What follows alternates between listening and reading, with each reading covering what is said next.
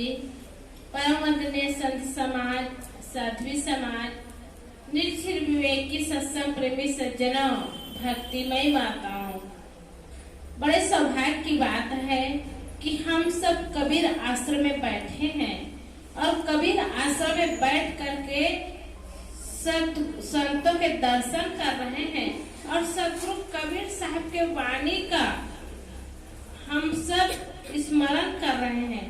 ये बहुत बड़ी बात है। हम सब मनुष्य जीवन पाए हैं तो सौभाग्य की बात है, लेकिन सतगुरु कबीर साहब का ज्ञान मिला ये उससे भी सौभाग्य की बात है। जीवन केवल भोग भूमिका में बीतता, कमाते खाते जीवन बीत जाता, लेकिन सतगुरु कबीर साहब का ज्ञान हम लोग को मिला ये बहुत बड़ी बात है। क्योंकि सतगुरु कबीर साहब भी हम लोग जैसे मनुष्य रहे और अपने जीवन को धन्य कर लिए, अजर अमर कर लिए। आज आदमी का शरीर छूटता है ना तो 2 साल 4 साल याद करेंगे फिर भूल जाएंगे। सतगुरु कबीर साहब को 625 साल हो गया, लेकिन सतगुरु कबीर साहब को आज भी लोग याद करते हैं ना तो ऐसा लगता है कि सतगुरु कबीर साहब हम लोग को समझा रहे हैं, ज्ञान की बात बता रहे हैं। कितनी बड़ी बात है। इसलिए तो कहते हैं this world is a stage and we are actor and actress. संसार एक रंगमंच है और हम सब इस रंगमंच के अभिनेता और अभिनेत्री हैं। जैसे फिल्म देखते हैं तो अभिनेता रहते हैं, अभिनेत्री रहती है तो अपना खेल तमाशा दिखाते हैं। हम सब ऐसे संसार में आए हैं, अपना खेल दिखाते हैं और दिखा करके इस संसार से चले जाते हैं। तो सज्जनों, इतना सुंदर मनुष्य जीवन में आए हैं। मनुष्य जीवन को महान इसलिए कहते हैं क्योंकि मनुष्य जीवन कर्म भूमिका जीवन होता है और पशु पक्षी का जीवन तो सिर्फ भोग भूमिका का जीवन है और मनुष्य जीवन कर्म भूमिका है। कर्म को बदल सकते हैं, कर्म को सुधार सकते हैं, कर्म को सुंदर बना सकते हैं। इसीलिए हम सब मनुष्य जीवन में आए हैं तो जीवन की महानता को समझे। क्योंकि कहते हैं ना, if wealth is last nothing is last, if health is last something is last, but if character is last everything last. धन खोया तो कुछ नहीं खोया, स्वास्थ्य खोया तो कुछ खोया और सज्जनों चरित्र खो दिया तो सब कुछ खो दिया। क्योंकि धन छूट जाए ना तो फिर से धन आ सकता है, स्वास्थ्य बिगड़ जाए तो स्वास्थ्य फिर से बन सकता है और चरित्र बिगड़ गए तब एक बार बिगड़ गए तो बनने वाला नहीं है। मेरा ही अनुभव है, इस शरीर की ऐसी स्थिति आ गई थी कि लोग को एहसास नहीं होता कि बचेगी। लोग यही कहते थे कि मर जाएगी। ऐसी घटना घटी थी। अब मरने वाले समय में भी शरीर बच गया और आप सबके भी इतना दूर छत्तीसगढ़ से आकर के बेंगलोर में आकर के आप सबके बीच में बैठ करके ज्ञान की बातें हो रही है, सत्संग का ज्ञान मिल रहा है। ये कितनी बड़ी बात है।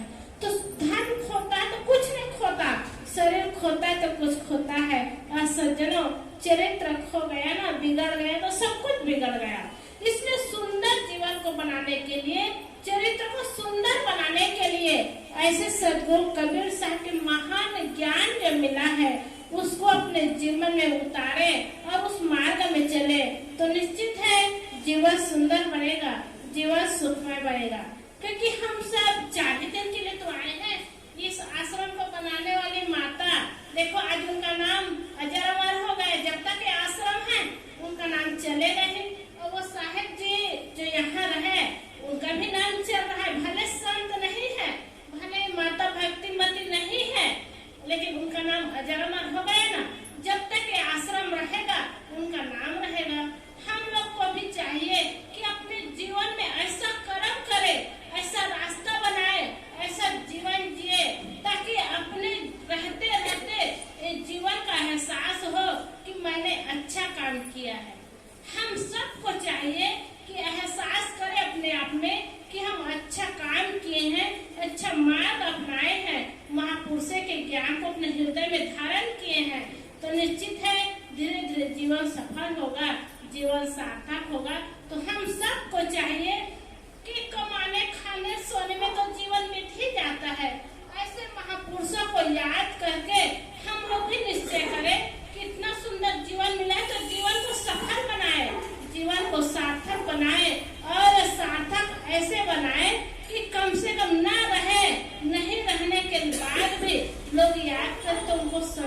मिले कि हाँ ये व्यक्ति आए थे, अच्छा काम किए, लोग उनका नाम ले, ये बहुत बड़ी बात है। और हम सब, मैं देख रही थी भाई लोग आते थे ना, माताएं आते थे, बड़े हृदय में प्रसन्नता, एकदम खुशी से आते थे और आकर के बढ़ते थे। यही भाव रहा होगा कि हम लोग जा रहे तो संतों के दर्शन करेंगे। कितनी प्रसन्नता से, कितनी खुशी से सब लोग आते हैं संतों के दर्शन करने के लिए, संतों की वाणी सुनने के लिए। और यही वाणी सुनते रहेंगे, संतों के दर्शन करते रहेंगे और जीवन जीते रहेंगे। ये सुंदर जीवन सफल हो जाएगा, सार्थक हो जाएगा। हम सबको चाहिए कि जीवन को सुंदर बनाना है, सफल बनाना है, सार्थक बनाना है। कब जीवन का अंत हो जाए कोई पता नहीं, इसलिए जब तक जीवन है सुंदर जीवन जिए, सफल बनाए, सार्थक बनाए। एक दिन को तो हम सबको जाना ही है, जाने के बाद कोई पहचान हम लोग के शरीर का नहीं रह जाएगा। अच्छा कर्म करेंगे तो जीवन का पहचान रह जाएगा। इसलिए अच्छा जीवन जिए, जीवन को सफल बनाए।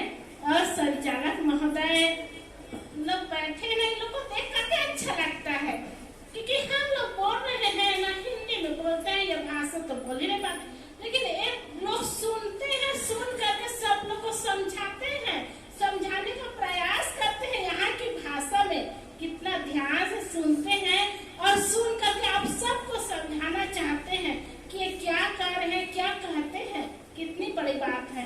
ऐसी भावना बनी रहे, ऐसा मन बना रहे, निश्चित है जीवन की सफलता तो है ही। जीवन की सफलता के साथ साथ ये जीवन धन्य हो जाएगा। हम सबको चाहिए कि ऐसे कबीर आश्रम के निकट होकर के, कबीर आश्रम के नजदीक होकर के, सदगुरु के नजदीक होकर के हम अपने मन को समर्पित कर दे आश्रम के प्रति, सदगुरु के प्रति, तो जीवन सुंदर हो जाएगा, जीवन सफल हो जाएगा। आप सबको यही शुभकामना देते हुए कि जब तक आश्रम है, संत गुरुजन आते हैं, आप सब समर्पित हो करके, मन लगा करके सत्संग का लाभ उठाते रहे, जीवन को सफल बनाते रहे। आप सबको यही शुभकामना देते हुए अपनी वाणी को विराम करती हूँ। बोलिए सद्गुरुदेव की जय। अभी आप सब ने श्रद्धा जी साहेब का वाणी सुन लिया। आपको हमारी तरफ से धन्यवाद। ಈಗ ನಾವೆಲ್ಲರೂ ಸಂಕ್ಷಿಪ್ತವಾಗಿ ಹೇಳಬೇಕು।